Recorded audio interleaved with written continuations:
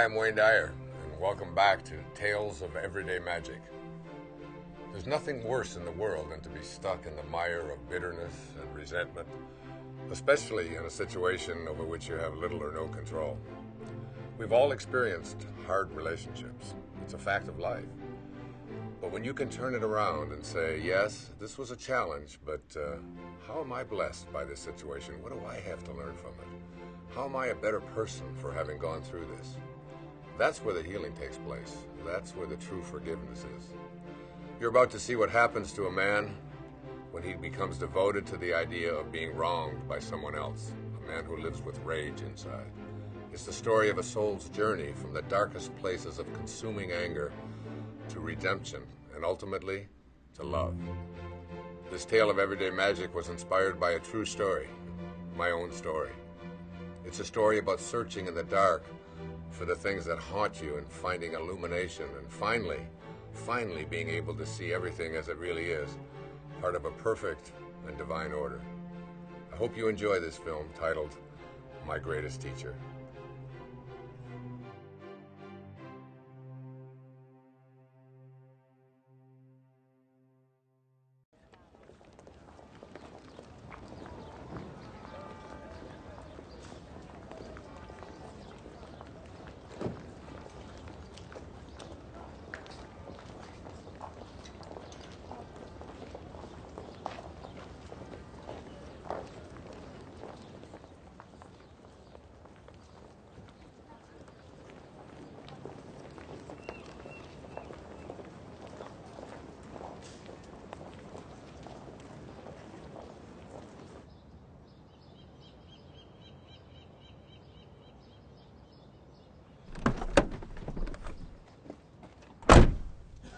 Dear Lord, help us to remember that life does not end with death.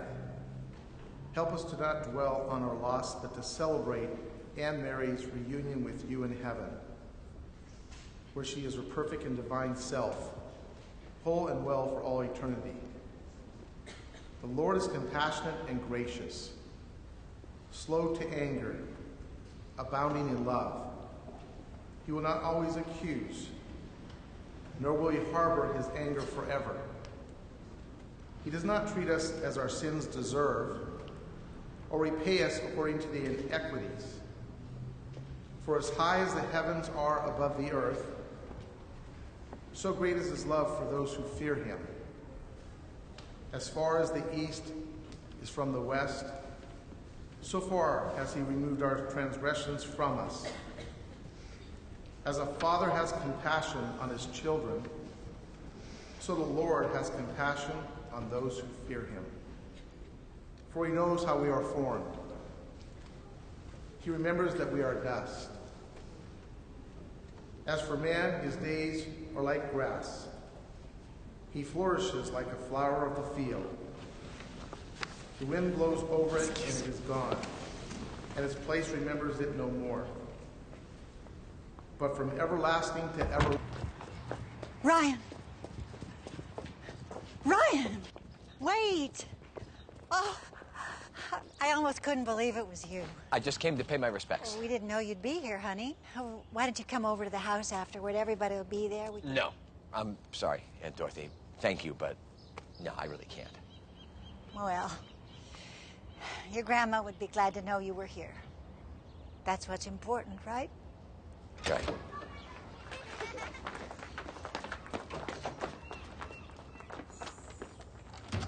What is it? What's going on? Is he here? Is who here? Oh, Ryan.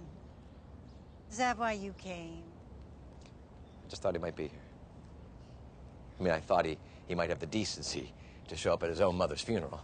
He's probably too scared. Scared? Him? Of what? Running into you, for one. Huh. Yeah, right. Yeah.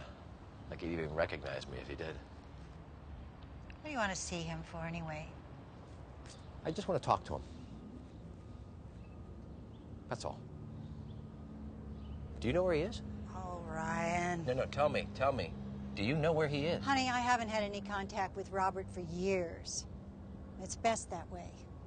For you, too. That's all you're gonna give me? Ryan. Wait. Wait! The last time I had any contact with your father, he was all the way out in California. California? Where? Something. Guerneville? He'd just gotten out of prison. He's living with some woman. When was this? Oh, 7, 8 years ago. Lord knows where he's gotten to by now.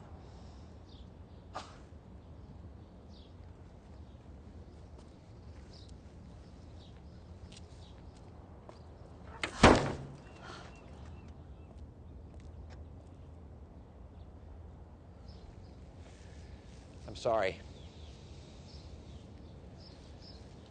I'm sorry. I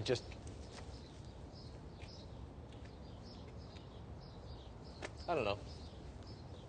I don't know.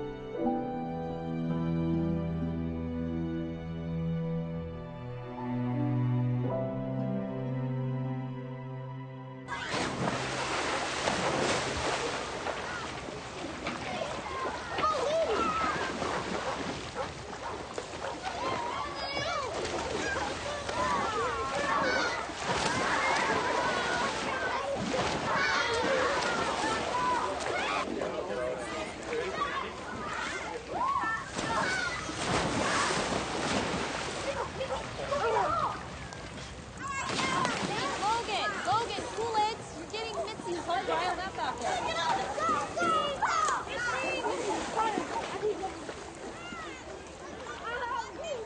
Hey guys, in a couple minutes we're gonna do the cake, okay?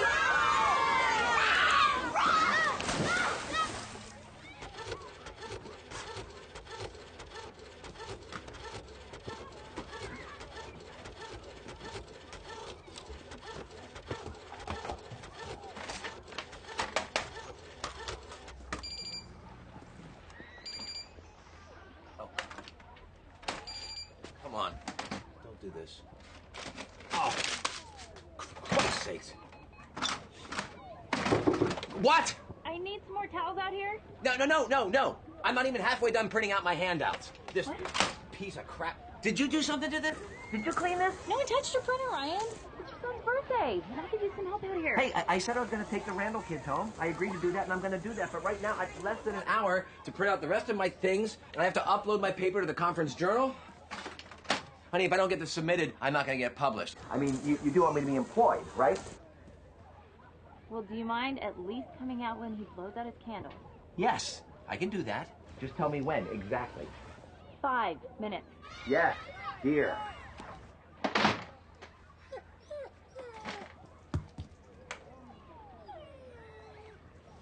Mitzi. No. No. Mitzi. Good dog. No.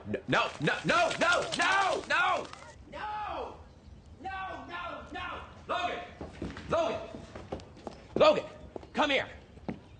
Logan, come here. Come here.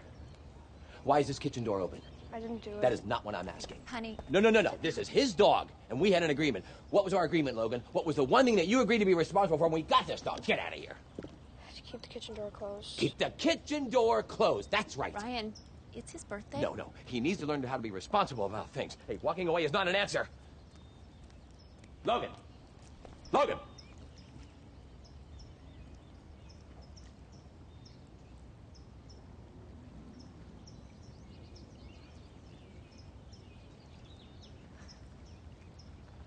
Hey, man.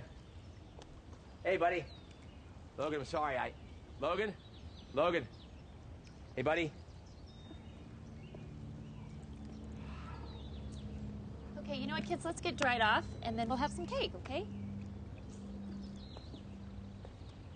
I will we'll take the Randall kids home. Honey, I'm not the bad guy. No, you know there is a six-pack in the fridge in the garage. I'm sure it's cold by now.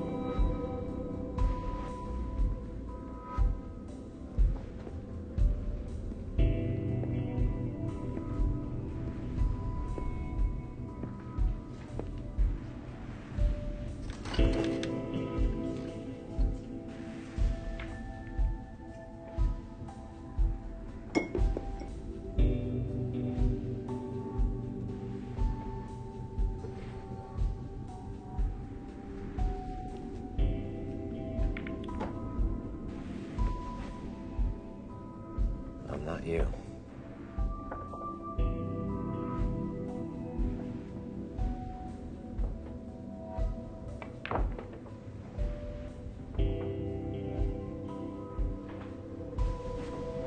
Come on!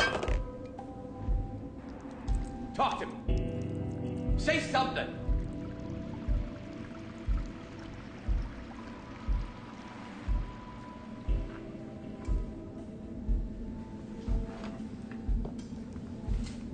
No, don't you leave. Don't leave. Don't leave me! Don't leave me! Don't leave!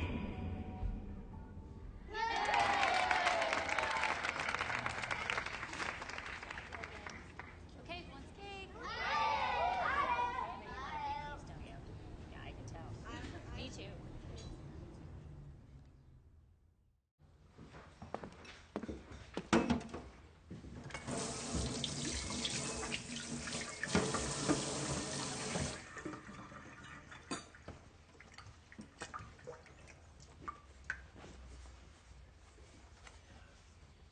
So did the conference get your paper in time?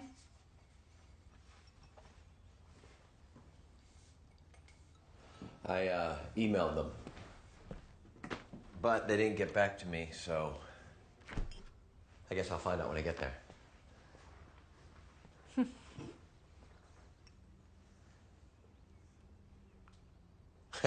You know, nobody reads those journals anyways. Thought it was important for your job at the university that you get published. Sophie, I'm sorry that I got so upset yesterday. Yeah? Yeah. Well, it's okay, because I'm used to it. Okay.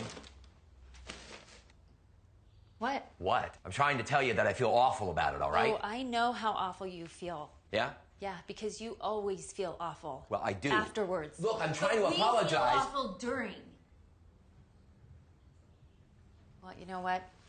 You be as sorry as you need to be, okay? Logan, we gotta get moving.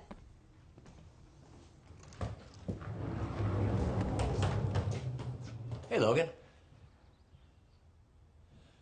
Take care of Mom while I'm gone, okay?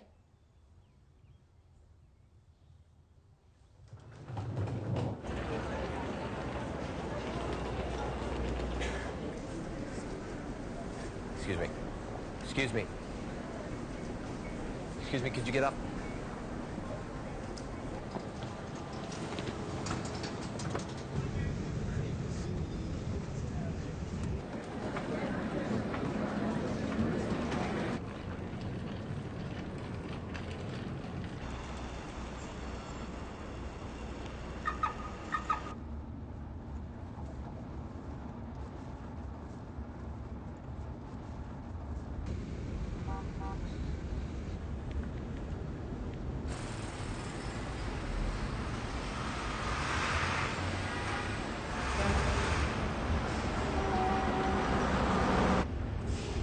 That's great.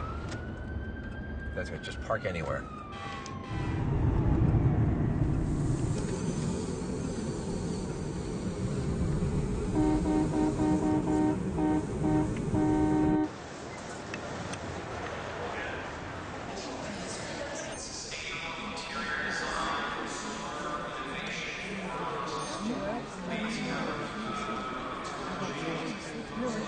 Are you in line? Oh, you are. Okay. Are you in line as well? Thank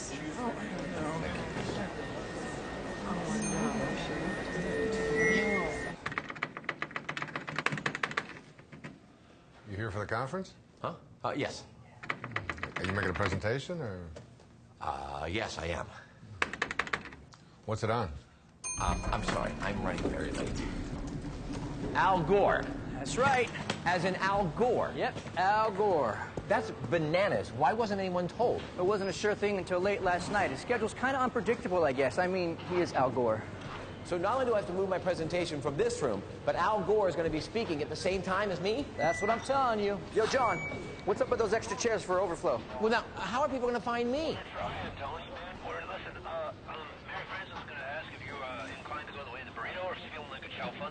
I'm going to have to get back to you on that. Sorry, you're saying? How are people going to find me when Al friggin' Gore is here? Look, I'm sure you'll have people. Not everybody likes Al Gore. This is insulting. And it's stupid. I mean, how is anybody going to find me? I'm not even in the same building. Don't worry, they printed inserts for the programs with the room correction, and it's just for today. Tomorrow, when you do the discussion group, we'll be back in the main building. Oh, great. Oh, except if nobody hears the lecture, it might be hard to have a discussion. Hey, there's a private cocktail thing later on with Al Gore. I could see about getting you into that. Getting me into it? Shouldn't I already be invited? I'm a featured speaker. Well, I think they're trying to limit it to, certain people. But let me see if I can pull some strings. No, thank you. I don't want to be anywhere near Al Gore. And if Al Gore knows what's good for him, he'll stay far away from me, too. Sir, can I have a word with you? Let's go. Excuse me. Take your hands off me. Look, I wasn't trying to threaten Al Gore. Mm-hmm.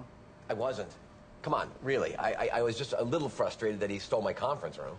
Al Gore stole your conference room?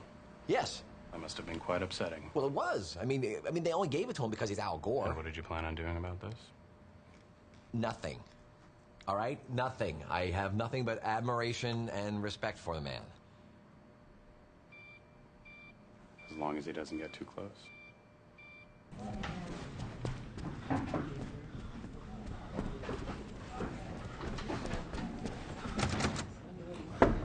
It should just be just another minute or so. Hi, folks. I apologize. Sorry that I'm late. Thank you, Amber, for starting. Everybody have their pamphlets? Great, great. Oh, I don't have mine. You're ahead of the game on me. Oh, my book. I'm selling it in the back for $19.95, and let's do the lecture first. How about? And then we'll talk about the book afterwards.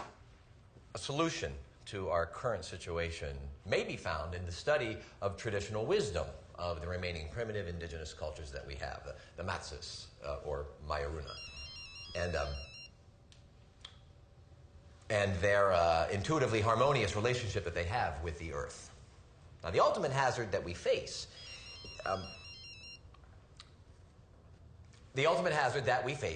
is the annihilation of these cultures as fast as the rainforest by an ever-expanding corporate culture.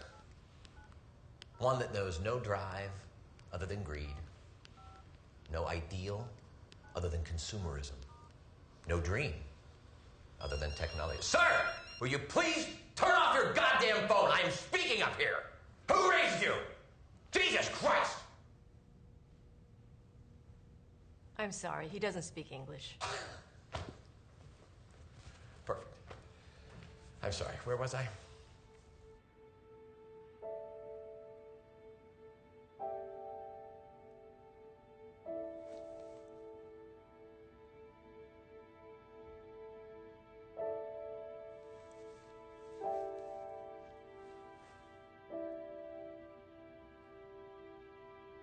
Because I scored so many points. Excuse me. That's awesome. 1 second. Sorry about that. She's a total flip. Yeah. Can I have a beer? You want a beer? Yeah, you know what? Make it 2. 2 beers. Mm-hmm. That way I won't have to interrupt your mating ritual again.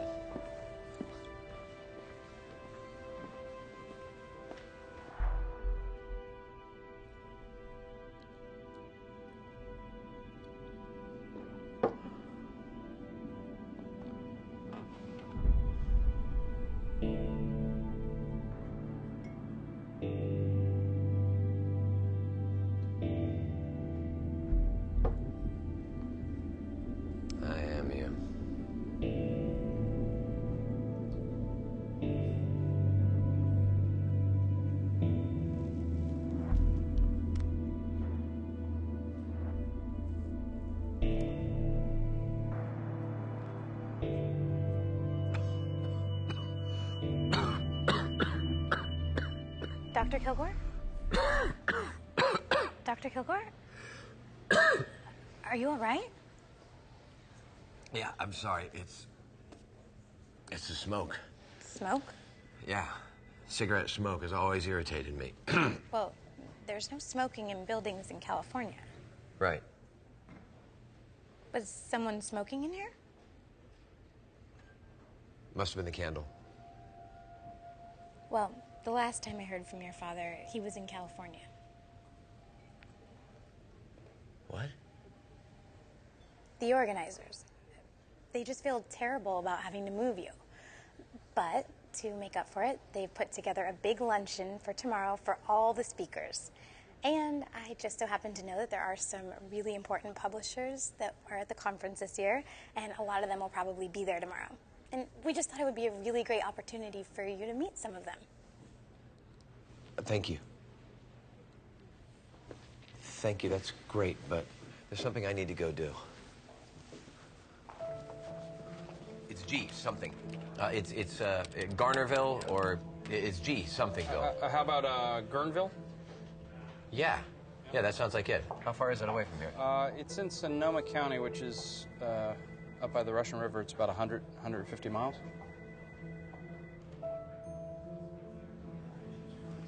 Thank you. You're welcome.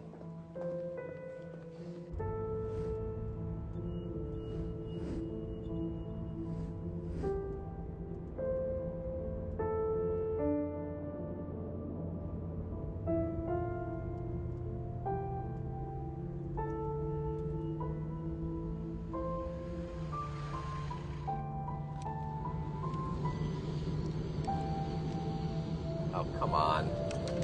God damn it. Ow.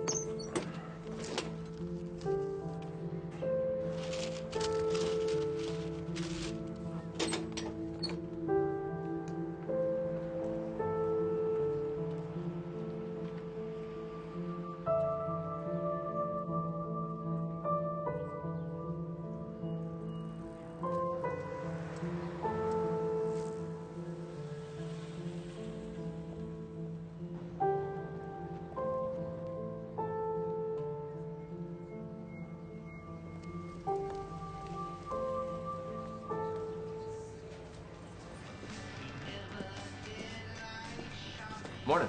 Good morning. What can I get you? Just a glass of water, please. Okay.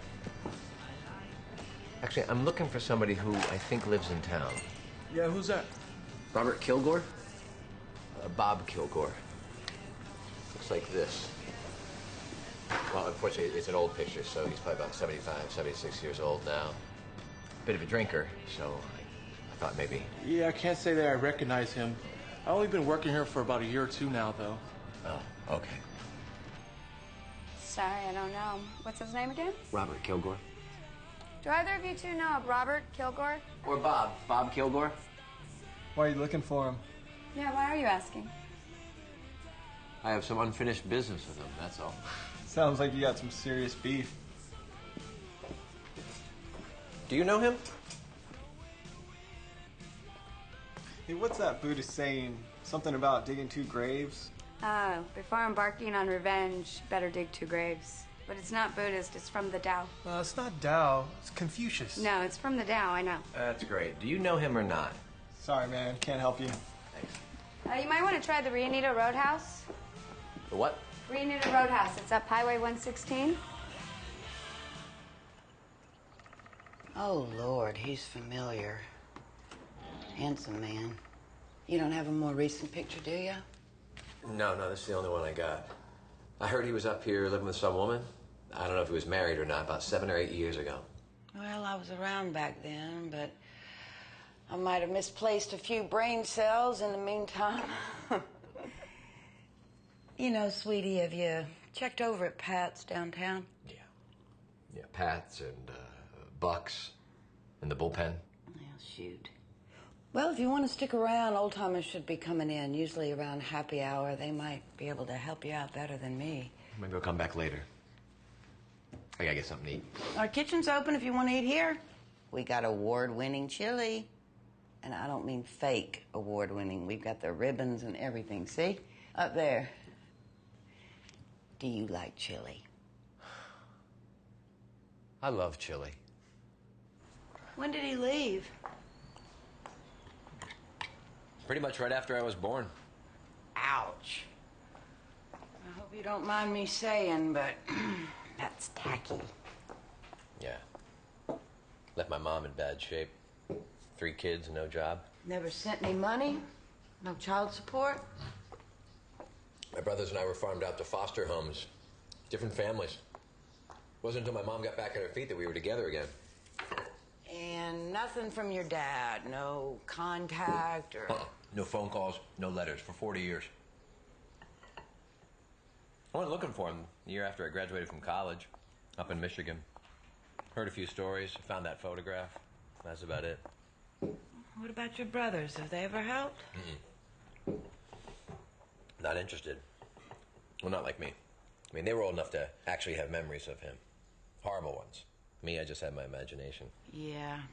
When you got nothing to go on, mine sure starts filling in the blanks, don't it? Yeah. My first husband used to say I could take a rumor and turn it into a federal disaster with nothing more than a cup of coffee and an hour to stew on it. But that's me. I actually did see him once when I was a kid. Really? My mother had just gotten us out of foster care. Well, I must have been about 5 or 6. Lionel? No, don't bring those in yet. We got empties to take out.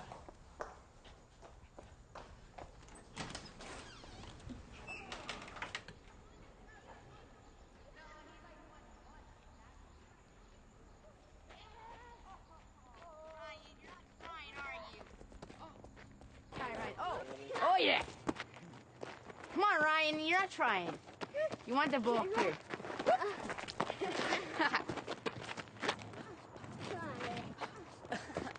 Dude, what's wrong with you? Don't you know how to throw a ball? What's your problem? Jeez.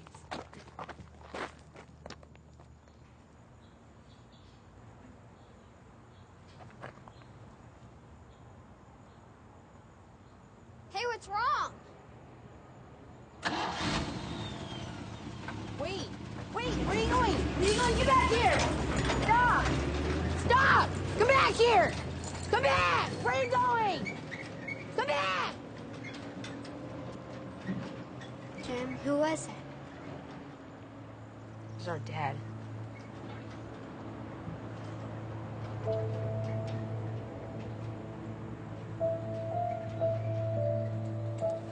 It's okay.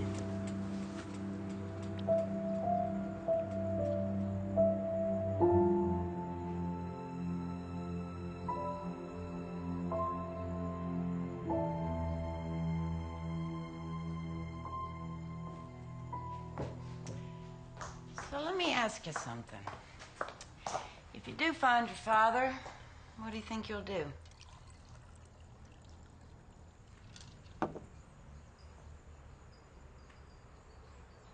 I don't know.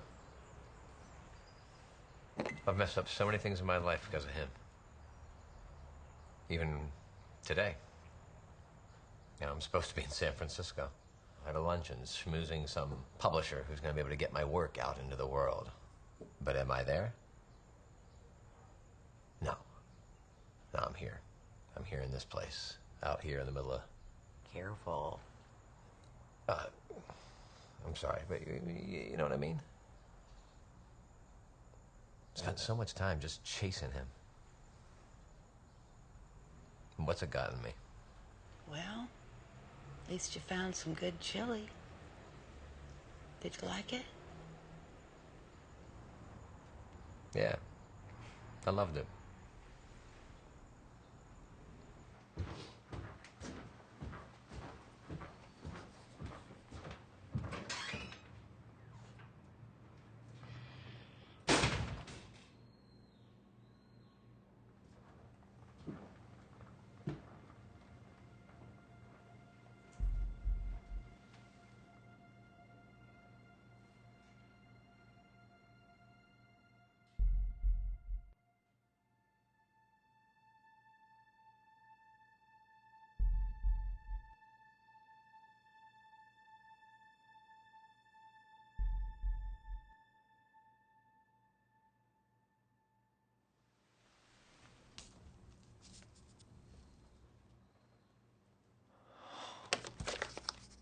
Oh my God.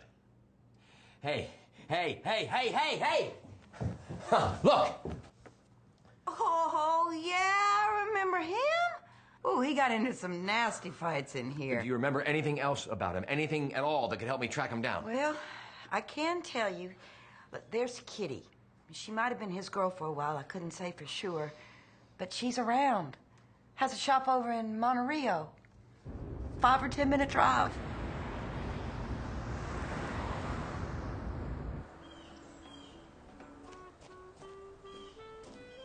So this is my dad. Do you know him by any chance? Oh, yeah. I remember him. Honey, sorry to say, but your father's a real asshole. Yeah, so I've been told. Yeah, but the ladies loved him, and he'd take full advantage of that. He's the kind of man to steal your money, then a wink and a smile and make you want to give him more. I don't mean to pry, but, were you and... No, no way. I stayed way clear of that snake. With Sandy there, she was with him off and on. But when it was on, he'd have so many women on the side, she'd get jealous and they'd have these brawls or whatever you call them. Usually involved alcohol and getting kicked out of somewhere. Sandy got the worst of it. I can only imagine. Eventually, Bob took off on her, left her in really bad shape. What about him? Do you know where he is? Well, prison would be my guess. I'm sorry. Oh, you know, come to think of it, I saw him a few years ago at a barbecue around here, but he's looking pretty rough. Didn't have the same charm. Been shacked up with a widow woman. Can't think of her name. She has a place up on top of Docker Road. He's probably still there. Could you give me directions to Docker Road? Sure.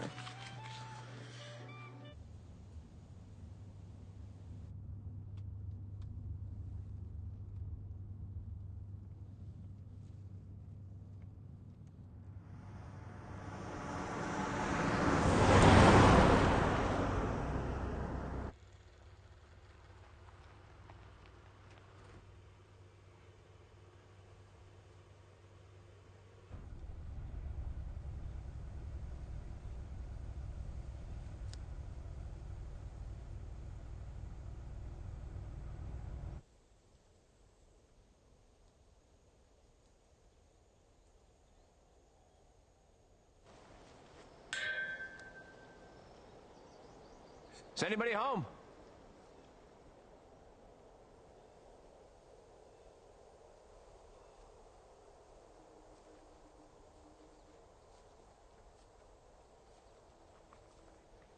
Hello?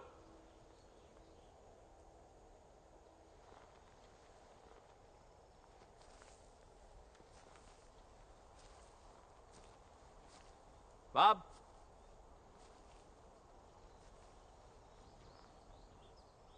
Bob?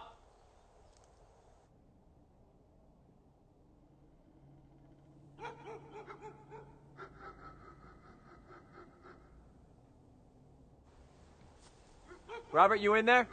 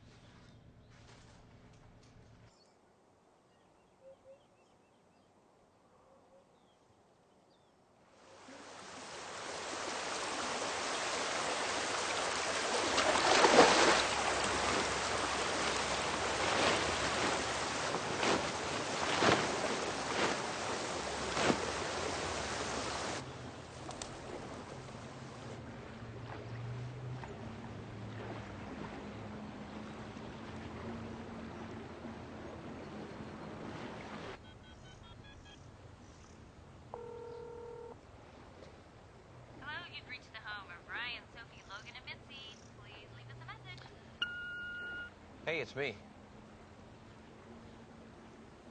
I don't know if you're there or not. I was just calling to say,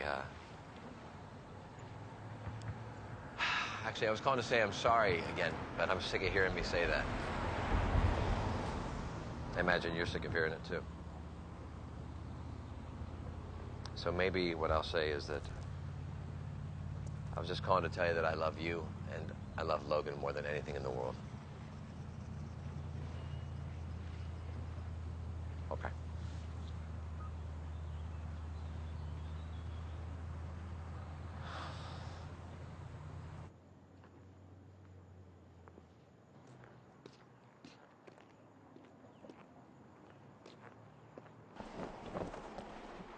What can I get you?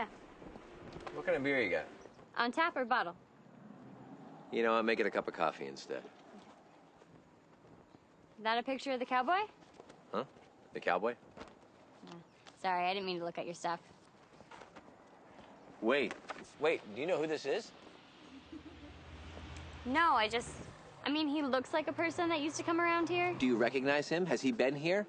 This is very important. Please, tell me, please. I think you should probably talk to my boss. Andre! Hello. Hi. Can I help you? Yeah, do you know this person? It's Robert Kilgore. He's my father. I thought you looked familiar. You're Bob's son? Yeah, hi, Ryan Kilgore. Wow. Do you know where my dad is?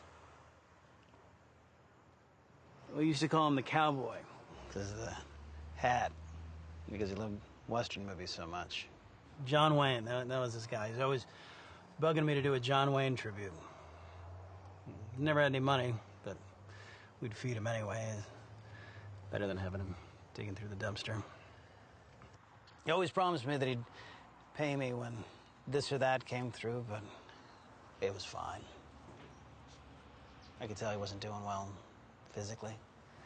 And Madeline, the lady he lived with up on the hill, she left him once his health started going. He was a bit of a drinker, but I guess you knew that, yeah. He's always telling me that he was planning on going back east. Said he had family back there, but I could tell he wasn't going anywhere. And then it was about a couple years ago, I guess. We hadn't seen him in a couple months, and then he just showed up one day. He wasn't looking too good. He didn't have his hat. I remember that. He asked if he could sit in the theater for a while, just sit there. It was a hot day, and we have good air conditioning.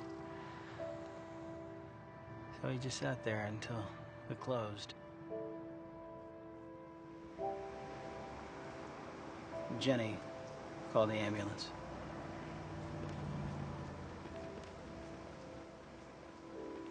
Might have something, Andre.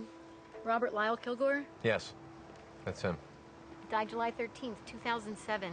Kaiser Permanente over in Santa Rosa. Cirrhosis of the liver. Does it say? Did he claim any dependents? 3 sons. Dave, Jim, and Ryan.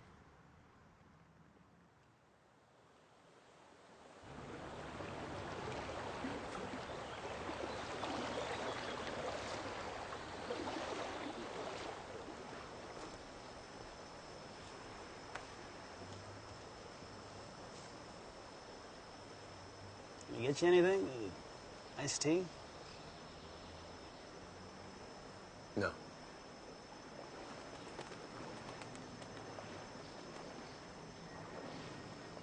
He was alive in my imagination for so long. I don't know what to feel. Well, they say it's hard to hate a dead man. Not really.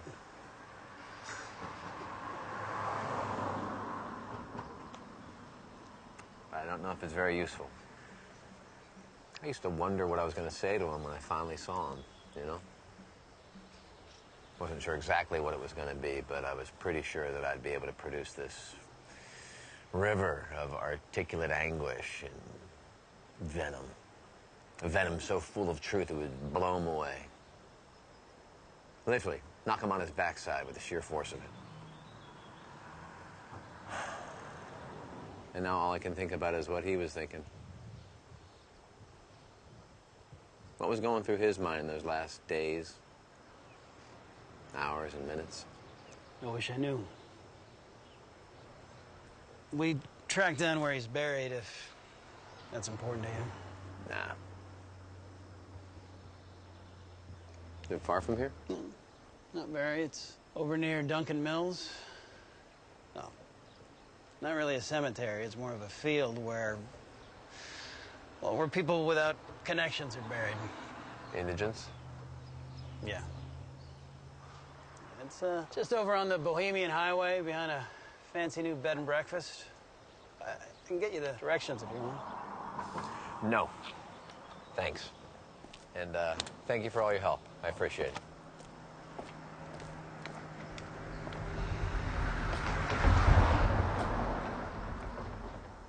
Hey! That bed and breakfast you mentioned. What's it called? The Candlelight Inn.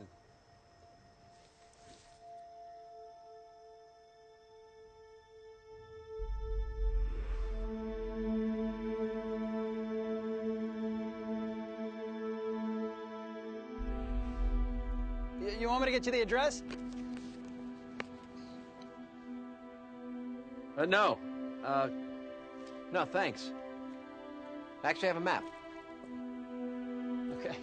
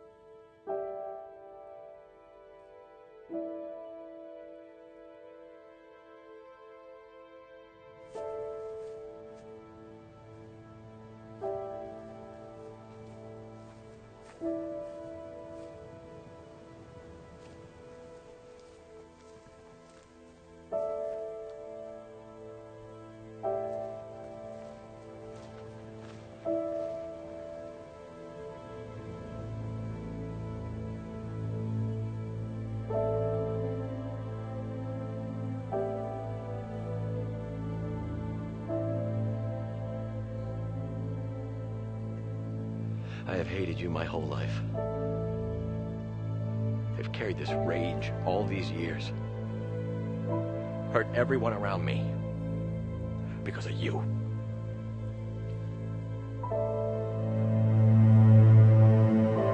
Dad, I just wanted to...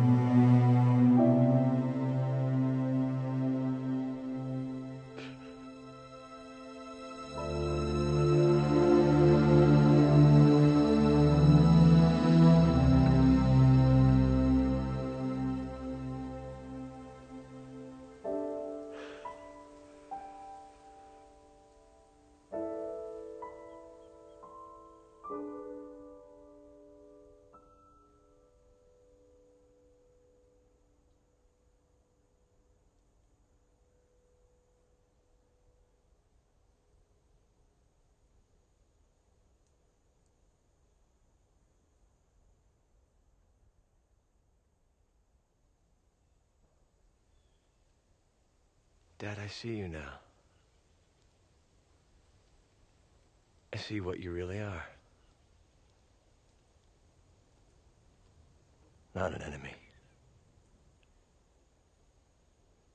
You're my teacher.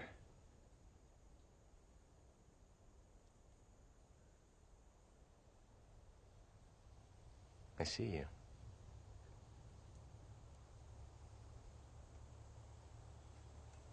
From this moment on, I send you love.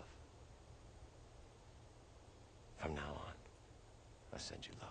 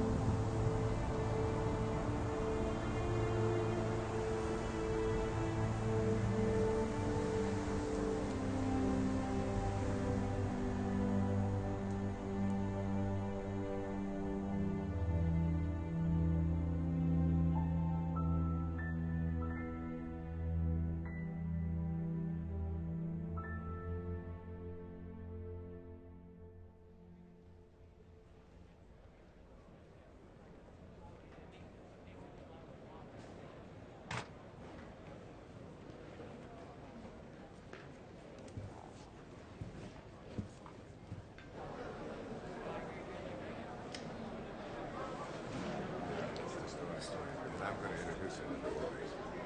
They're going to know. Well, it's nice to meet you. Thank you. Nice to meet you too. Well, thank you.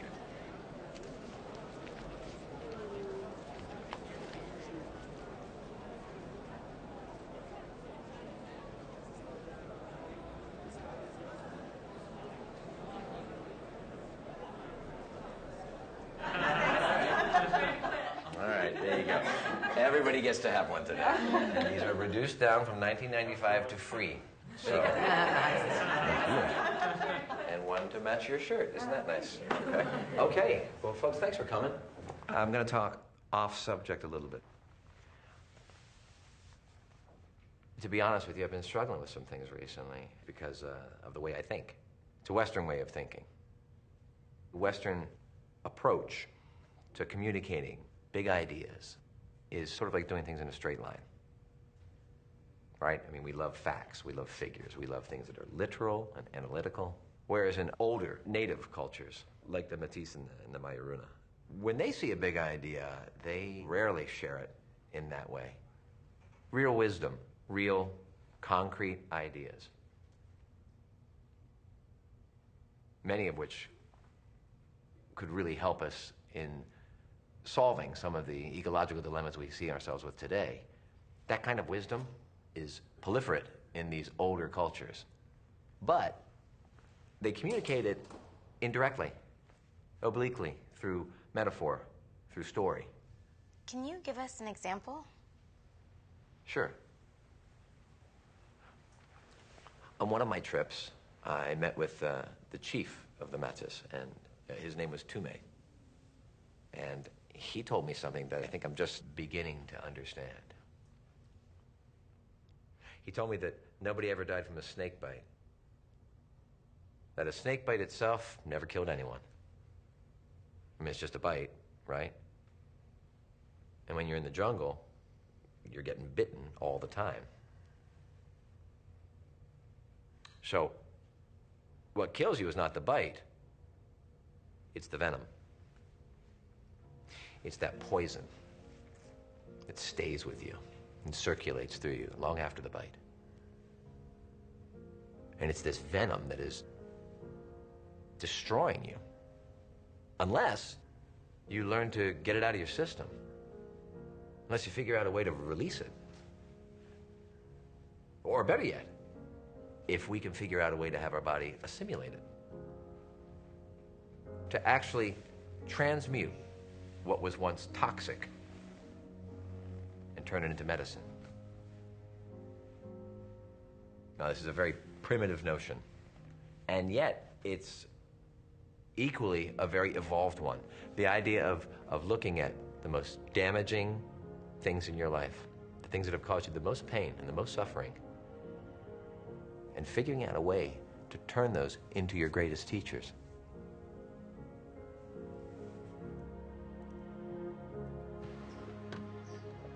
This is what we are supposed to do for the world around us and for ourselves.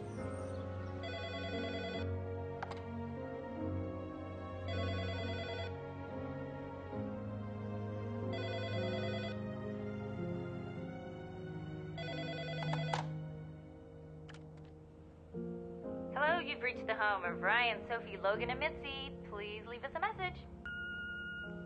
Hi, this is Dr. Wayne Dyer. I was calling for a Dr. Ryan Kilgore. I heard part of what you spoke about at the new Green Planet conference back there in San Francisco, and I really liked what I heard. And I think other people might like to hear it as well. So if you're up to it, I'd like to introduce you to my publisher, Reed Tracy.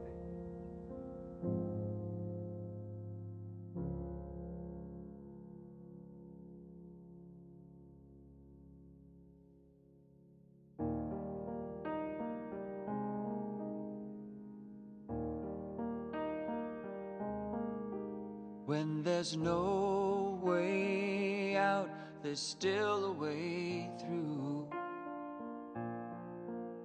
So don't give up whatever you do.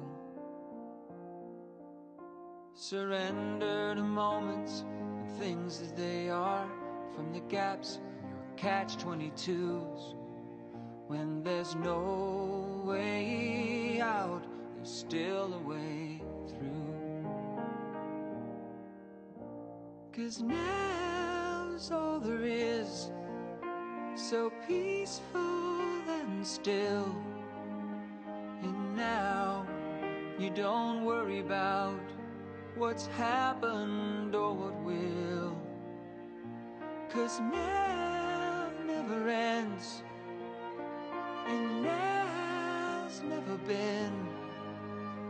And all of your answers are waiting for you here now.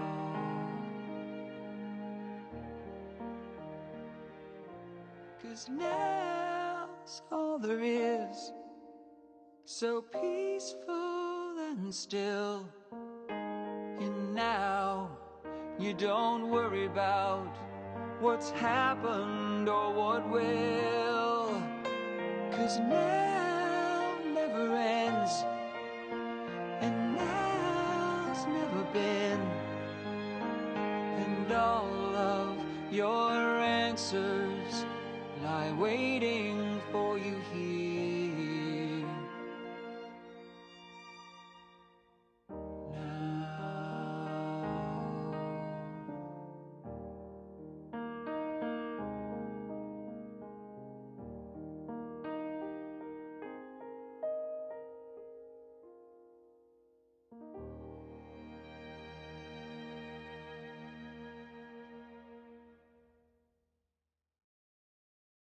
The film really brought up a lot of emotion for me. It got to me a couple of times, very deeply and very profoundly, because this thing hasn't ended for me. Even though I'm 71 years old, and this happened, you know, many, many years ago, 1964, I still live with that all the time. I still have feelings about my father. I still feel his presence around me. I feel him guiding me in many ways. So watching Patrick play me on the in the film was it was a very emotional experience for me. Every bit of it. It took me a while to get accustomed to it being contemporary times, and to watch what a jerk he was with his family. I don't think I was quite as you know, as crass and insensitive as he was, but I was, especially in that relationship with his son. At that time, I had a daughter. You know, only one daughter. I now have 6 daughters and 2 sons. So it was, you know, but the essential essence of a man who was troubled and compelled to find this this man and to understand. See, as a young boy, I could just never understand how someone could just walk away, you know, just leave. And while my 2 brothers didn't take it personally, I think it might have been because they were just a bit older than I was. But for me, it was like I just couldn't grasp the idea of someone leaving. And I think Patrick really, in the movie, I think he really was able to show that it was, he was tormented by this idea of someone just walking away.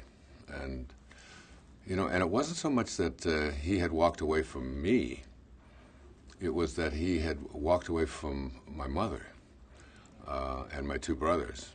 It used to bother me more than me, but I was fine. I mean, I just grew up in foster homes and orphanages and so on, and that was, to me, that was just life. The story of my relationship to my father, it's really the story of my life. And this is a man that I have absolutely no memory of. He left when I was very, very young, under 2, maybe even under 1. I can never get the facts straight on it. The first 8 or 9 years of my life, I lived with my brother David. And whatever home we went to, we went together. My mother placed my oldest brother, Jim, with my grandparents after my father left, and Dave and I traveled through various kinds of homes and experiences, some of which were terrible, but most of which were just living in large homes with lots of kids who were in similar situations. I didn't know what the concept of father was, and that's probably a hard thing for people watching this to understand, because most people have an idea of, you know, what a father is. But I didn't. The word didn't even mean anything to me. I didn't even know that kids had fathers. It was just, you know, I had a mother, and my mother would try to visit us on occasion whenever she could, but she didn't have very many means to do that. But the idea of a father didn't really hit me until I was probably 9 or 10 years old, until I moved back in with my mom. And she married my stepfather, who was a man very similar to my own father, an alcoholic, abusive man, not ready to take on the responsibility of raising 3 young boys that were 10, 12, and 14. And he ultimately, he left as well.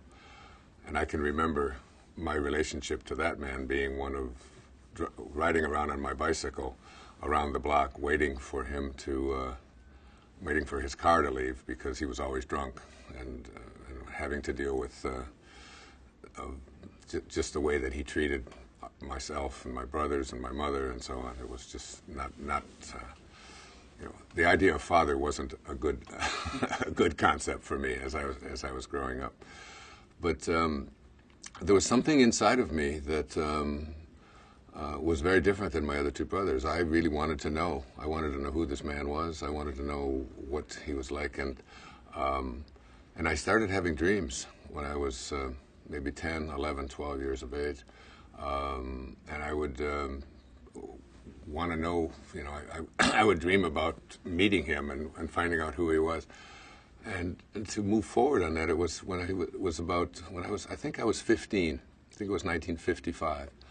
And we got a telephone call that his mother, my grandmother, whom I had never met, I had no awareness of, she lived in the same city on a different part of the town. She lived on the west side of Detroit. I lived on the east side. And they had told me that that she had died. And I was asked to be a pallbearer along with my two brothers. I don't think they went. I don't remember this too well, but I do remember being there, and I remember the reason why I said I would go. And the reason I said I would go is because I was sure that my father would be there. And this was going to be my very first chance to see him, and I was very, very excited about this as a 15-year-old boy in the 10th grade. And my mother at that time had just gone through this divorce situation with my stepfather, so he was finally out of the house, and having him out of the house was like having a terrorist move out of the house. I mean, it was just, you know, we could relax, we could be at peace, we didn't have to sitting around at the table, we didn't have to be yelled at, we didn't have to have somebody smacking us, we didn't have, I mean, it was just a whole different world. So I went to this house on the other side of Detroit, and I went to the funeral, and I carried the casket of my grandmother, whom I didn't even know her name, and a note arrived, a telegram, saying that he wasn't going to show up, and I think he sent flowers, but I'm not even certain of that. But he just said he couldn't go. He was down south someplace, down in, I think it was in Mississippi or Alabama or someplace with his fourth or fifth wife, and that he wasn't able to make it. Now, my mother said that he wouldn't come, for sure, because she would have thrown him in jail. He had already spent quite a bit of time in jail himself for stealing and things like that, and but he owed her so much money in child support and payments and things, and money that he had stolen from her and so on, and that she said, and she was still bitter, very, very angry. She still is, even to this day. She's 95 years old at this, as we're filming this right now, and she still has very deep and strong resentments towards him, and doesn't feel the way I do about the whole situation. But I understand that. But she would have thrown him back in jail in a minute, you know, just to get even with him for so many of the horrible things that he did. It's too long a list to go through them. So I left there and thought, well, I wasn't going to meet my father. And then through the years, 16, 17, 18, until I graduated from high school, I went on a search for my father. I really wanted to meet this man. And everywhere I went, I ran into a dead end. And everywhere I went, the same thing would happen. He had a couple of additional wives. One of them was from a place called Blooming Rose, West Virginia, or someplace like that. And he had married some young teenage girl down there. And I would get to just a place where I'd get close to finding him, and he'd be gone. I went to a place called Sandusky, Ohio, where one of his ex-wives was a nurse. And I met her and spent an afternoon with her, and wanted to find out. I really wanted to find out if there was anything good about him, you know, because everything I'd ever heard about him, from my oldest brother to my mother and anyone else, my grandparents, they all said the same thing, that this guy was just a bad dude, and you know. And I met this lady, and I told her what my mother had said, and she said, "Your mother's right. This guy's an asshole." That was her word. And so I graduated from high school, 18, went into the service. I spent 4 years in the Navy, overseas, mostly over in the Far East, and on Guam and so on. And when I got out, it was 1962. And then I finished my studies in 1970. I was 30 years old. I was 6 days before my 30th birthday. It was May the 4th, 1970. It was the same day as Kent State. I'll never forget it. That's the day I took my doctoral orals. And the truth of it is, at that time, my life was somewhat out of control. I was drinking. I was overweight. I was eating terrible food. And this is when the dreams got really intense. I mean, I would wake up just being, I'd be in a sweat, I'd be in a cold sweat, and just, I'd be fighting with him and hitting him. And actually, in the film, they show him in a bar. And that was what my dream always was, that I would run into a bar and I'd just start talking to him and so on. And then I was teaching there at the university, at St. John's University in New York, which is portrayed in the film as well. I got a phone call.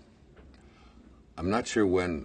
The time thing on this is always very confusing to me, because it just seems like my whole life I spent just searching for this man, trying to find out who this guy was. And I just really always wanted an answer to the question, how could you leave? How could you just walk away? You know, in the film, they show my two brothers and I playing ball, and that's actually a true story. That was something that my brother Jim told me actually happened. You know, that he had seen my father in a car looking at us, and all three of us were there, and he just drove away. And my brother even had told me about it. You know, that was your father. It was the only time that I had ever even known that he was even close to me. So it was. So I taught at the university and so on, and then I got a phone call one day from my cousin. Her name was Dorothy Phillips.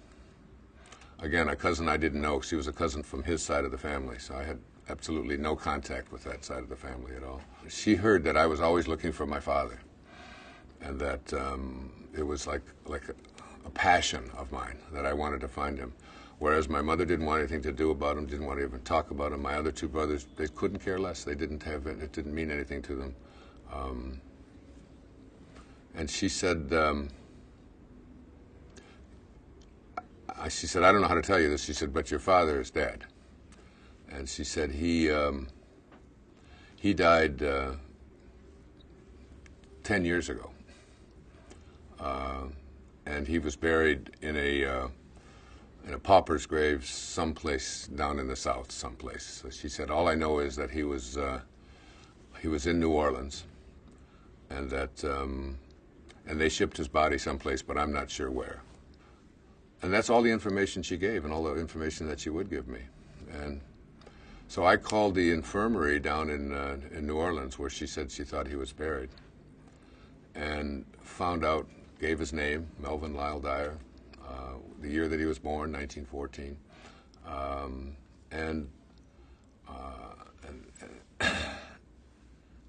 and they told me that the only record they have of him is that he was there, that he died of cirrhosis of the liver, that he was an alcoholic and really, really in a bad way, and that his body had been shipped to Biloxi, Mississippi, which is the last place that he had worked, and that they didn't even know any more about him than that. This was in August of 1974, and I was teaching at St. John's University. There was a professor there. Her name was Shirley Griggs, and she was the coordinator for this program to investigate whether the laws that had been passed during the Lyndon Johnson administration were being enforced. The civil rights laws, the civil rights acts were being enforced, particularly in places in the South, in the segregated schools of the South, and were they beginning to integrate? And they wanted to know if I would go down to this school in Mississippi, the Mississippi State College for women, I think is what it was called. And it was in a place called Columbus, Mississippi. And Shirley asked me, she said, and this was just weeks or days after I had found out that my father was dead, and that he was buried someplace in Mississippi, you know, and I had found out that it was in Biloxi. So I took this assignment, and you know, it was like they were going to pay me to go down there, to go incognito. I got to Columbus, Mississippi, and did my work, whatever it was I was to do. I went into some of the classrooms, I took notes, and I interviewed the faculty members and some of the students, and filled out the forms and sent it in, and that was my job for that weekend. And then it was on a Friday. I think it was either the 24th or the 27th of August, in there somewhere. And it was 1974. And I was determined that I was going to go to Biloxi, and I was going to find out about my father. I was going to find out if he was buried there. I was going to find out if there was anybody there that he, you know, that he knew, that he had worked with, did he have any friends there, whatever. This mystery that was just something that had plagued me from the time that I was a little boy. It just never seemed to have an end. So Biloxi is about 200 miles from Columbus. So I went into this rental car place, and there was one car there, and it was a Dodge. It was a 1974 Dodge Coronet Blue. And this is very vivid to me. And it had a bench seat. It had, in those days they didn't have shoulder restraints. They only had seat, belt buckle, you know. But and I had already become accustomed to wearing one, so it was just, just something that I always did. You put your seatbelt on. And I got into this car, and this car it had that new car smell. And I looked on the odometer, and nobody had ever driven this car before. There was like 9/10 of a mile on it. The car had been dropped off there that afternoon. It was an Avis rent-a-car place. And I got into the car, and I got a little map to go down to Biloxi. It was a 4-hour drive. It was about 1 o'clock in the afternoon, maybe noon, something like that. I was all finished with my work. It was on a Friday. And I got to pull out here, the buckle, and I reached down for the buckle, the actual buckle part.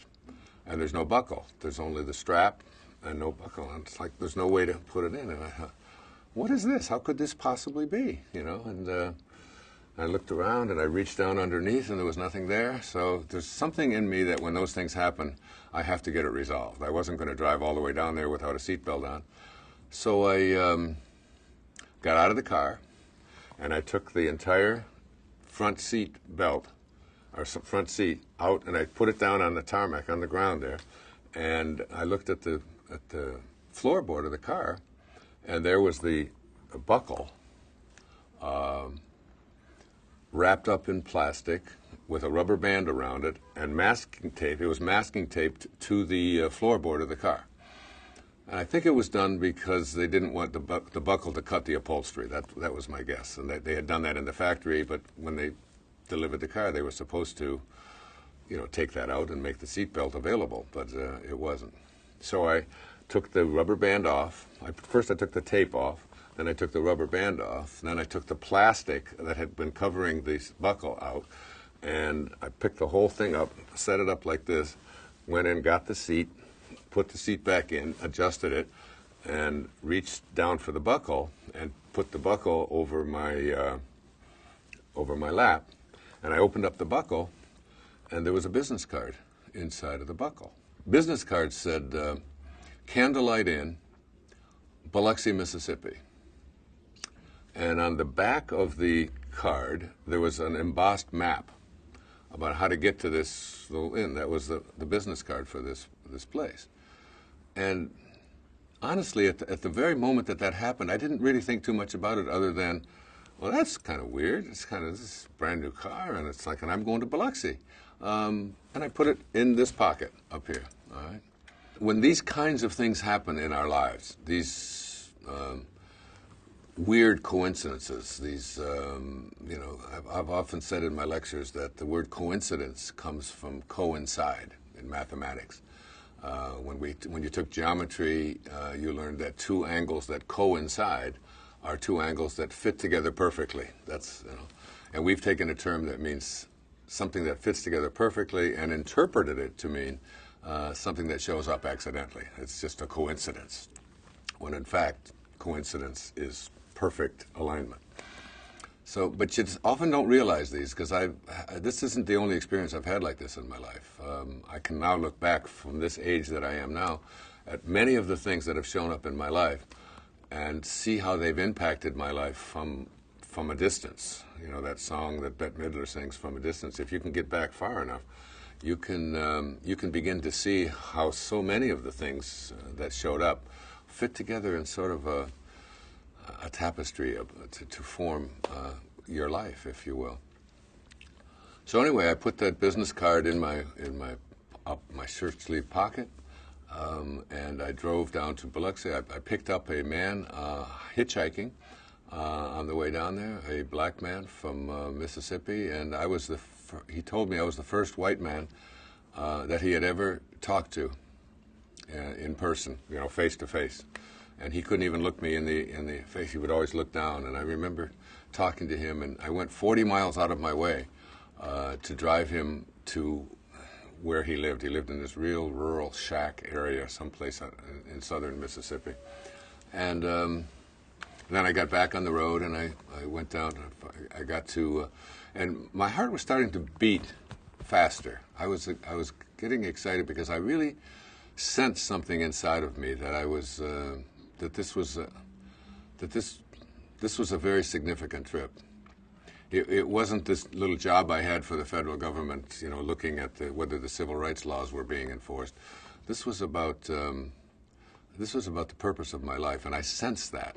I mean, but I didn't know too much about it, and this was my own journey. I didn't tell anybody. I didn't tell my brothers about this. I didn't tell my wife about it when I went down there. I didn't tell my daughter. I didn't tell anyone. It was just my own little private journey.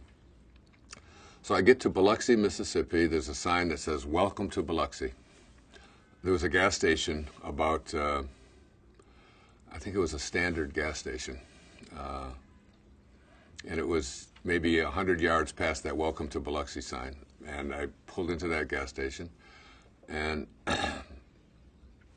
there was a phone book that was hanging down on a chain. And I took the phone book out and looked up cemeteries in the yellow pages of the back of this little phone directory. And there were 3 listings for the cemeteries.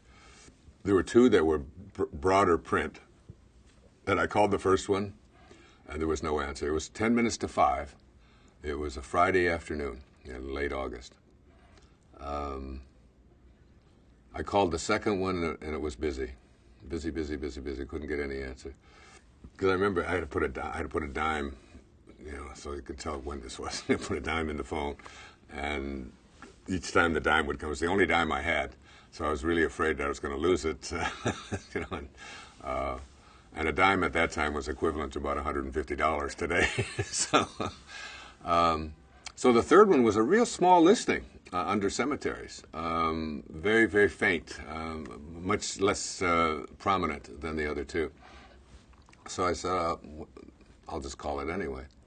So I did. I called the number, and it rang and rang and rang and rang and rang and rang. And finally, this old man voice came on, and deep southern drawl.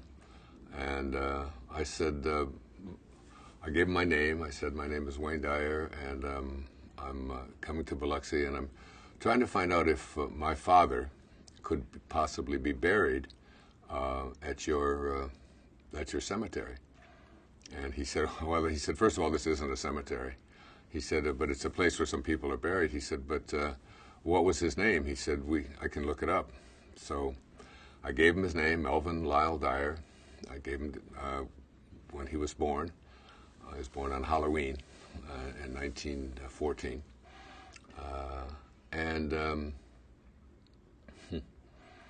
He was gone for the longest time. And then he came back. It seemed like 10 or 15 minutes. It was probably 3 or 4, but he came back and he said, yes. He said, your father died in New Orleans. His body was shipped up here in 1964, and he said, yes, he's buried here. He said, but this isn't a cemetery. I said, well, could I come there? I said, and could I see the death certificate? And he said, yes, you could do that. He said, I said, well, how do I get there? Just tell me where it is. He said, well, your father is buried in a place where they buried indigents, and it's on the property of the Candlelight Inn here in Biloxi. And I reached into my pocket and I said, the Candlelight Inn? And he said, yeah. He said, I can tell you how to get there. And I turned the card over and I said, I've got a map. And he said, what? I said, I've got a map. I'll be there. Well, Biloxi's very small. I was there in 3 minutes, you know. I just drove up the road over it, and I went to this little, it's like a little hut, like a little white hut with a thatched roof on it. And I walked in there and I said, could I see the death? And the only thing I really wanted to see on the death certificate is if my name was on it. You know, they put, you know, relatives on there, you know, and whether there's any children or not. And he reached, the records that they kept in southern Mississippi, it was a Coca-Cola box, a cardboard Coca-Cola box with water stains all over it. And this is where they kept all of the records of the people who had died and been buried there. And he had gone back to 1964. This was 10 years back. And he had pulled out this water-stained death certificate that said that what he had died of, and that he had 3 sons, Jim, David, and Wayne, and my name was on there, which really surprised me. And I asked the man, I said, do you know anything about him? And he said, the only thing I know is that he worked at the movie theater, and the movie theater is down in downtown Biloxi. And he said there's a fellow there that was his best friend who was a projectionist as well. They were drinking buddies. He said, you know, you might want to go and talk to him. And I said, well, before that, I said, I'd really like to go to his grave because I had something in mind that I wanted to do on his grave. I was full of rage and anger. And I was literally going to piss on his grave. I mean, and just tell this man how, and show this man, you know, how I felt about him.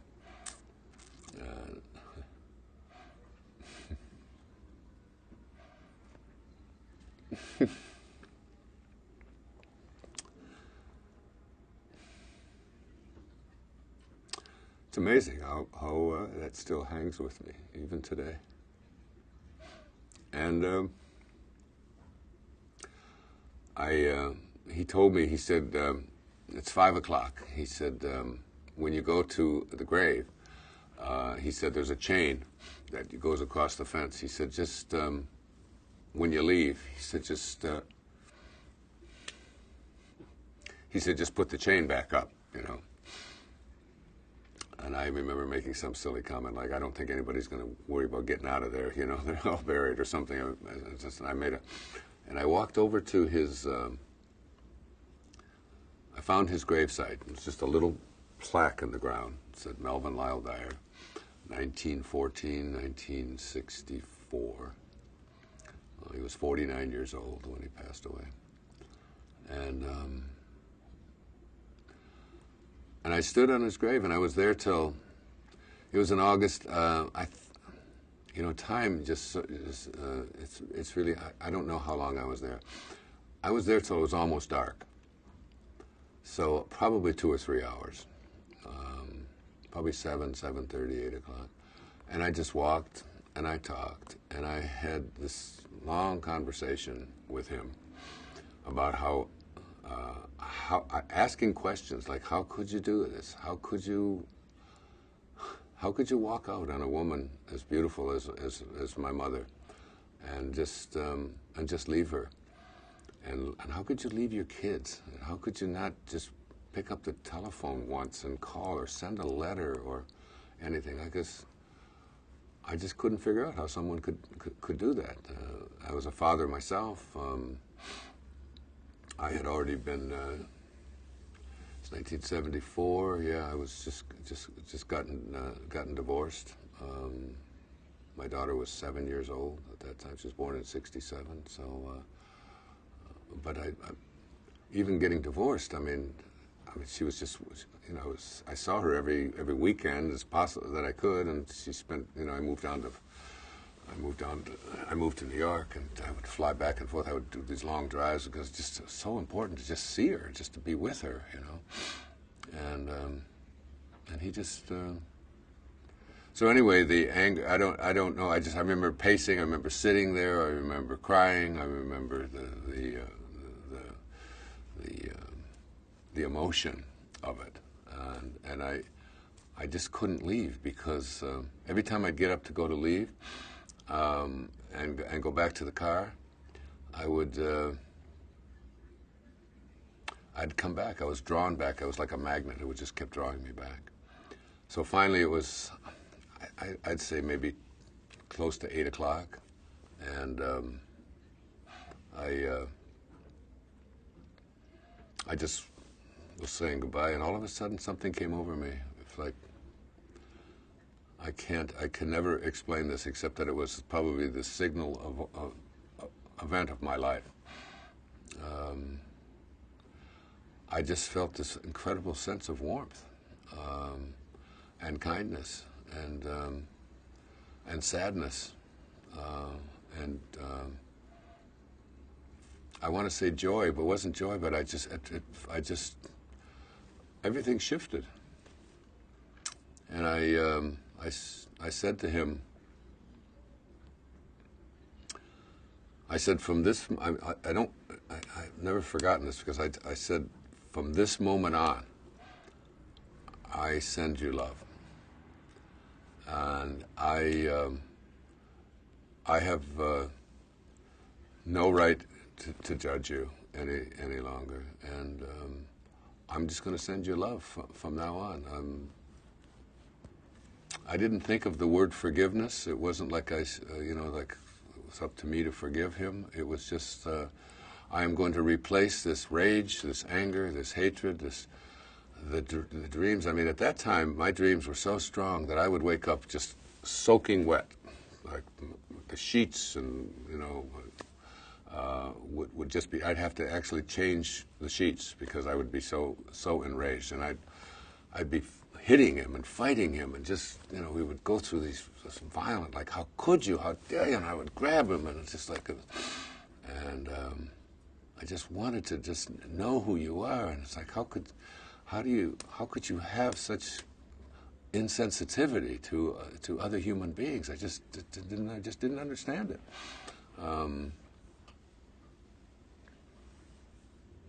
And I walked away from there like a changed man. I got back in the car. I got out of the car, put the chain up across the driveway there that went in there, and drove down to New Orleans, dropped the car off in New Orleans, and flew back home to New York. And the semester was going to start right after Labor Day, somewhere around the 10th, 12th of September. So I had like 2.5, 3 weeks to, before the semester was to start. It was sort of vacation time. I was all done with my work. I filed my report, and I took all the notes that I had from the previous couple of years of lectures that I had been giving at the university on guilt and on worry, because I was teaching people to become therapists and doctoral students and so on. And I said, I took all of my notes. I told my wife, I said, I'm going down to Fort Lauderdale.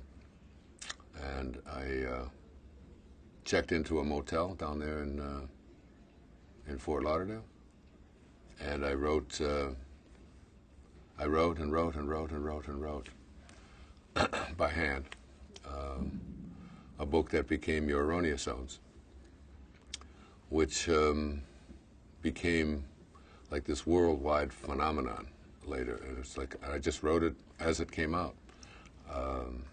Today there's 50 or 60 million copies of that book in print, and I think 47 languages now. It's like just last year it was the #1 book in Korea. I mean, this many years later, I mean, it's all over the world. The things have been translated and so on. But it wasn't just that my writing changed when I got that anger and that hatred and the bitterness and the rage out of me.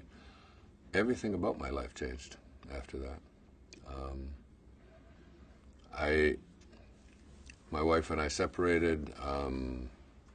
I started eating differently. I stopped drinking. I started running, getting myself back into shape again.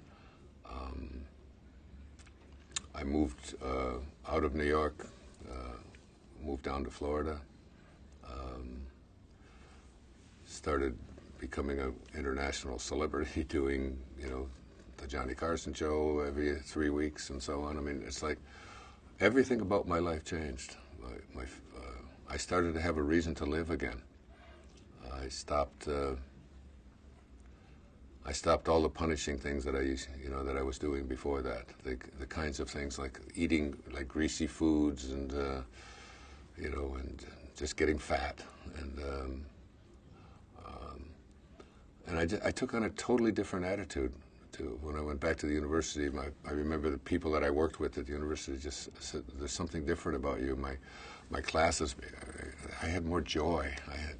I became funny again, and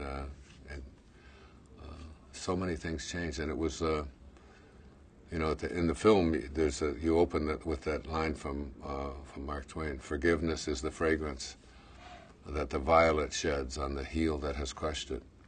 And I realized that I had really finally forgiven my father and taken the hatred and the rage and so on and just converted it to love. And later on in my life, one of the most significant people coming into my life was St. Francis. And St. Francis's prayer is, "Make me an instrument of thy peace. Where there is hatred, let me bring love." And that hung on my, I met my wife, whom we had 7 more children with, and so many things changed about that. But those words, "Where there is hatred, let me bring love," the opening lines of the prayer of St. Francis, I wrote an entire book based on that prayer years later. There's a spiritual solution to every problem. I've been to Assisi 3 times in my life and lectured there, and I've literally felt him entering my body, his presence with me. And it's one of those, you look back, like the business card showing up in there. I also look back at somebody handed me that prayer at a lecture that I gave in the early 80s, and I didn't know much about St. Francis. I didn't even know the city of San Francisco was named after St. Francis. I had never made the connection. And I wasn't raised Catholic. I was whatever home I lived in, that's the religion I was. If we lived in a Baptist home, you were Baptist. If you lived in a Jewish home, you went to a synagogue. It was just the way it was, And it was like that theme of being able to bring love to the presence of hatred, and not just turn it around, but to convert it. To convert hatred into love, which is what an alchemist is. Someone who practices alchemy. It's like you turn lead into gold. You turn you turn sadness into joy. You turn darkness into light. That it's there. And I turned rage into love. And the truth of it is today,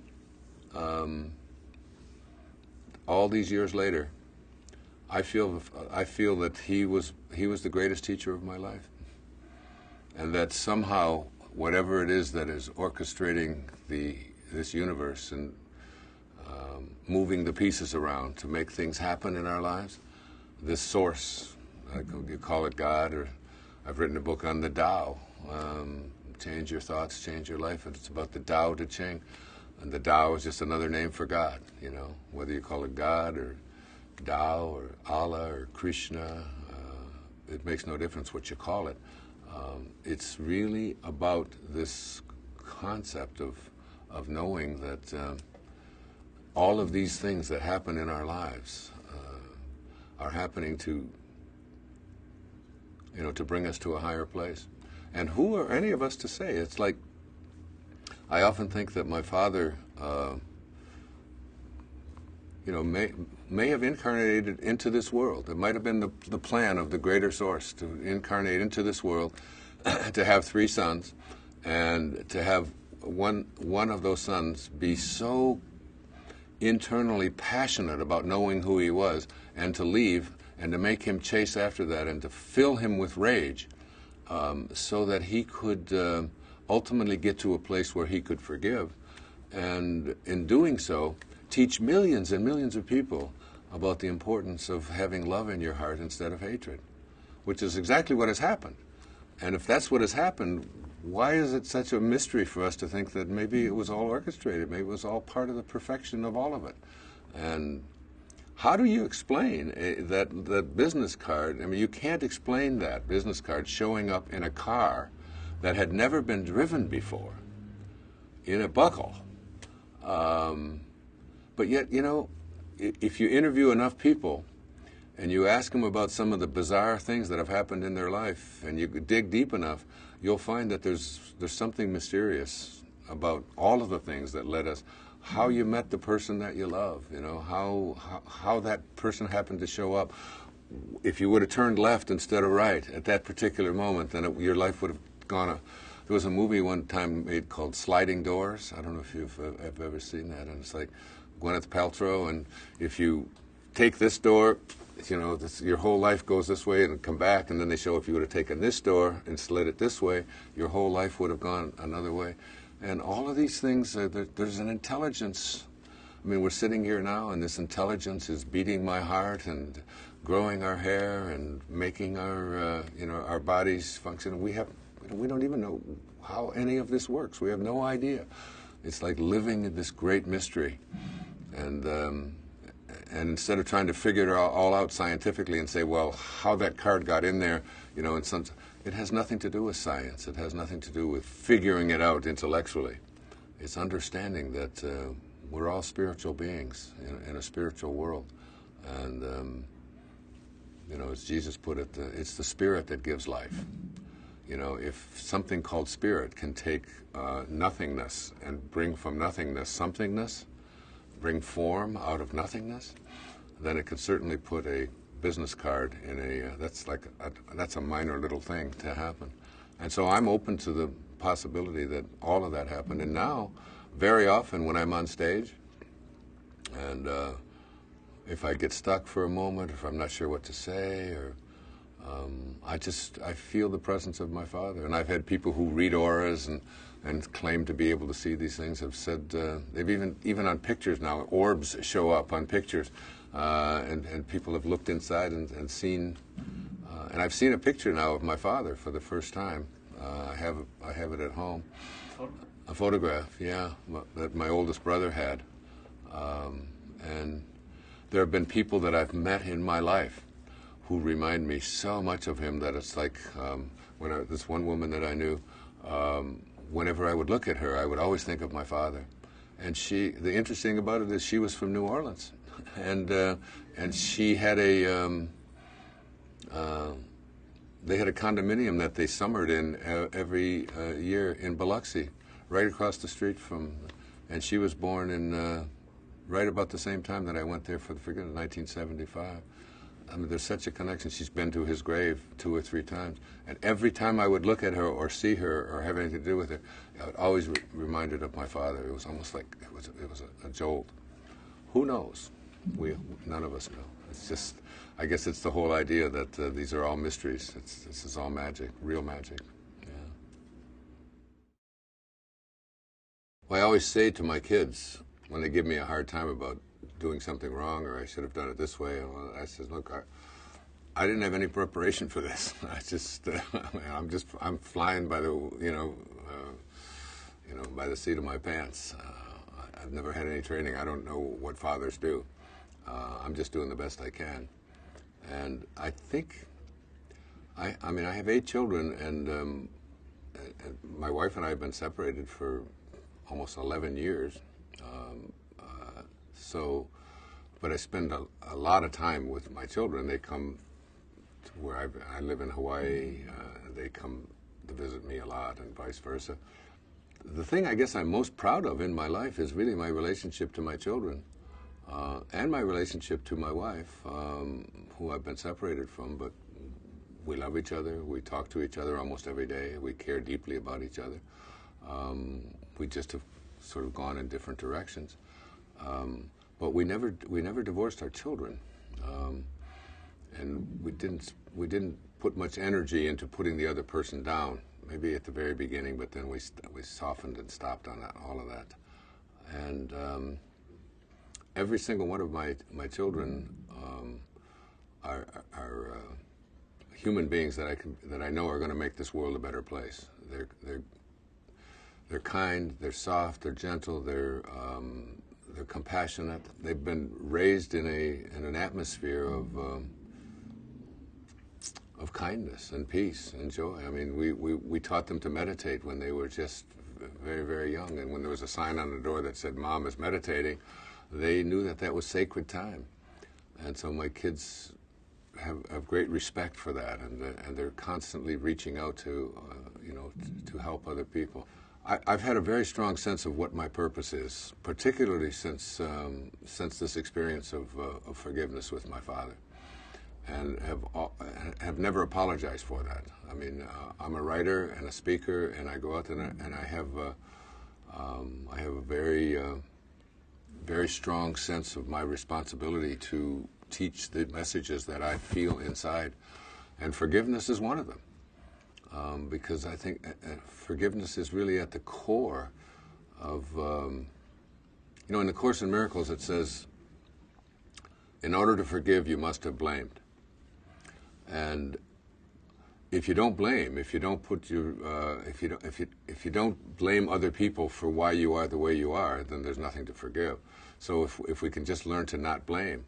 And I think that's what happened for me at my father's grave. It wasn't so much that I learned that I forgave him, as it was that I stopped blaming him. And I started seeing inside, like in the film, Patrick says something to the effect of,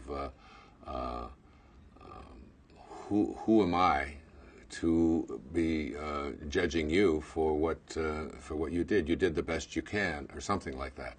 He says in the film, and that's very much the truth of it. That all of us are just doing the best that we can, that we in that particular moment, and we grow from it. And I've taught my children this as well. Do the best that you can in there, and if the best that you can is something that you want to improve upon, then improve upon it. So as a father, I think my greatest gift that I have given my children is that they know that I am a person who's out there doing what he came here to do, and that my whole life isn't about serving them.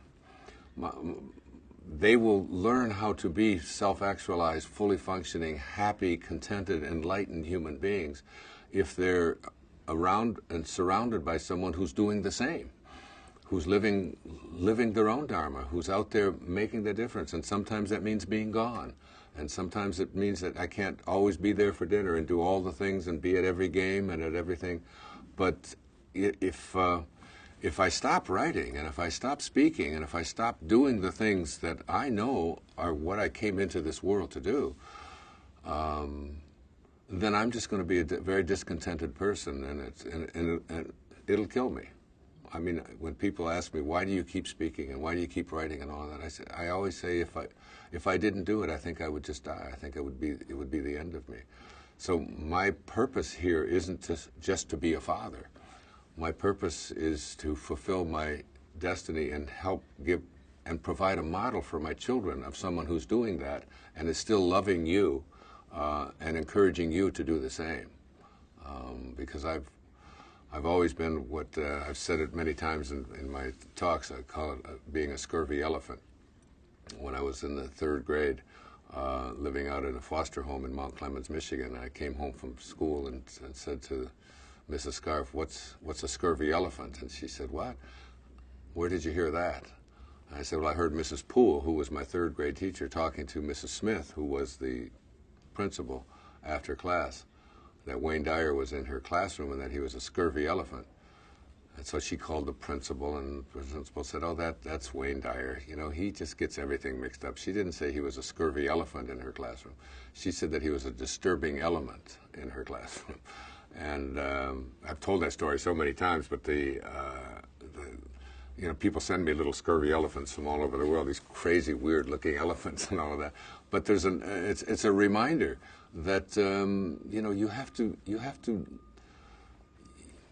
We all have a calling, and I respect that in every one of my kids. Each one of my 8 children has their own calling. They're here to do and fulfill something that you know, that I strongly believe in. The great poet Khalil Gibran and the Prophet said, "Your children are not your children. They are the products of life's longing for itself. They come through you, but not for you." And I just don't believe my children came here for me, that I own them, that they have a responsibility to me to please me. When they wanted to do things that I didn't do, when they wanted to, a couple of them wanted to drop out of college. One of my daughters wanted to drop out of college and go out and sing.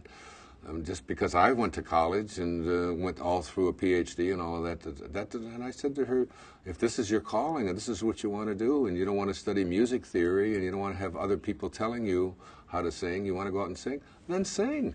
You know, you don't have to go to school, you know, to please me. I have a son whose dharma, when he was 4 years old, we handed him a surfboard, and he went out in front of where, you know, this place that I have on Maui, on Kaanapali Beach, and he paddled out on this surf. He was 4 years old, okay? And he went out all the way out, and he stood up on that surfboard, and he rode that surfboard in like he had been surfing his entire life. And today he's 23 years old, and every morning he gets up and he checks the wave patterns all over the planet. And I watch him when he's out there on the beach. He does this skimming. You know, we would take this board out there, or when he goes surfing, and he studies the wave, and he becomes a part of it. And I watch. I mean, he's like a cat, you know, pouncing on going after a squirrel or going after a mouse. I mean, it's just waiting for the right moment. It's his dharma. It's just like there's something in him about surfing. He's gone to Indonesia. He goes down to Central America. Whenever he gets a week off, if he saves up his money, and the only thing he wants to do is just go down there and find the perfect wave and all of that.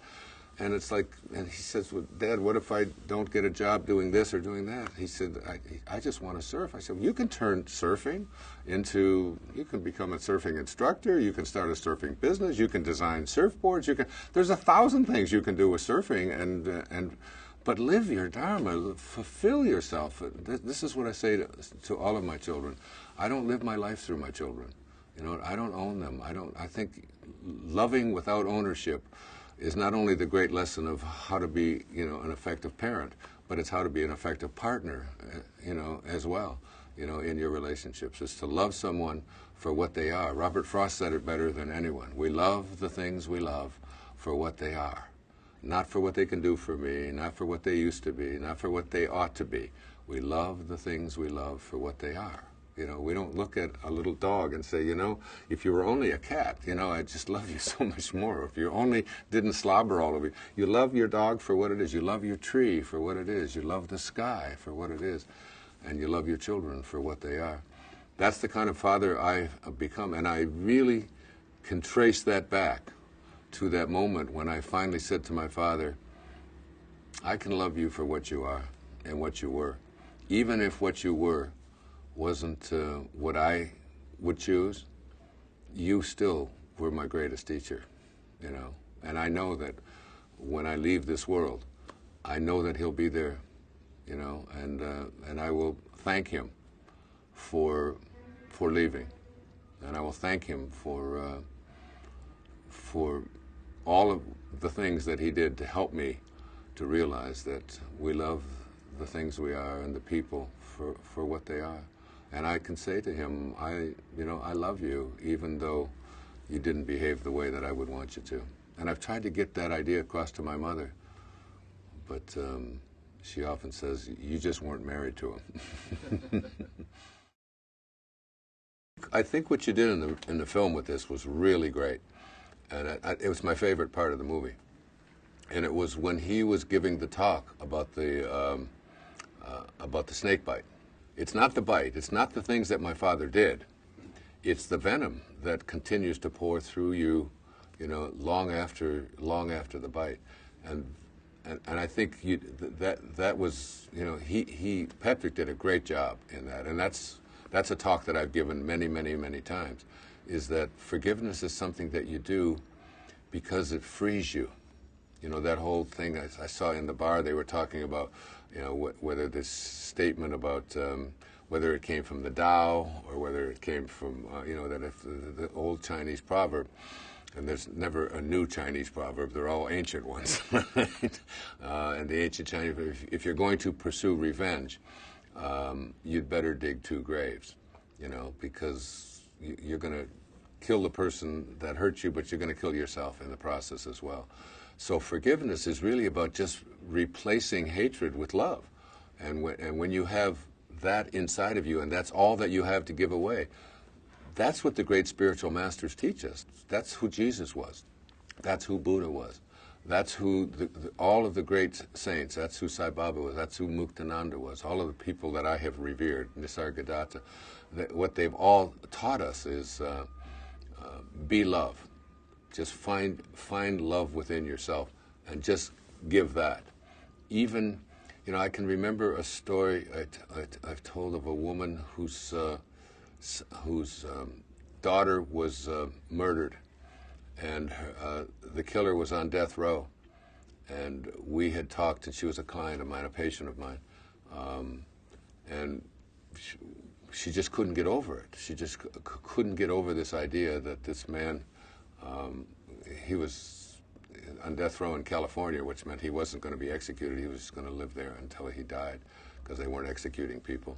And we talked and talked and talked about it, and she finally decided that she was going to go to death row, and she was going to meet with him and forgive him. And she said she went there and she talked to this man, and it was like she walked away from there and was able to sleep for the first time without the rage. It doesn't excuse it. It doesn't say that that he should now be freed and just walk about. If you take someone else's life, you don't get the privilege of walking around, in freedom. But it gave her the freedom, and she was free from it. And it was like, if you look at the basis of just like Christianity, on Golgotha, there is Jesus, being crucified, and next to him are, two thieves, and as someone throws a spear into his body, and he is even more tortured. His words are, "Forgive them, for they know not what they do." And what I interpret that to mean is they don't understand that when they throw a spear into me, they're throwing a spear into themselves and everyone else as well. That every act of hatred and bitterness is a desecration of the God force within each and every one of us.